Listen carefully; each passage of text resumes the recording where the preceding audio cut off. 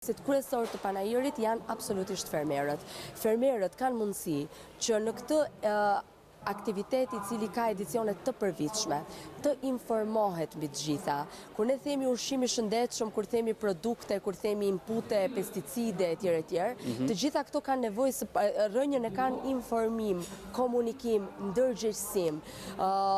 Panajiri nuk është vetëm një zonë ekspozimi. Pra ju shikoni këtu stenda, shikoni rreth 100 ekspozues, por ndërkohë gjatë 3 ditëve dhe aktualisht ndërkohë në këtë lidhje live kemi gjithkohës organizime si forume, panele diskutimit, të cilat vënë në dukje pikërisht këtë, të informojmë mbi trendet, mbi risitë, mbi element shumë të rëndësishëm për zhvillimin e bujqësisë. Unë mund të them me bindje që fermeri është përfituesi kryesor, qoftë në të gjitha këto që tham, por edhe në krijimin e marrëdhënieve për të blerë produktet e duhura dhe për të lidhur bashkëpunimet e duhura.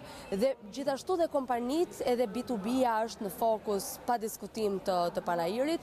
Kemi këtu kompani prodhuese shumë të rëndësishme, kemi distributor të teknologjive, të makinerive, pajisjeve etj.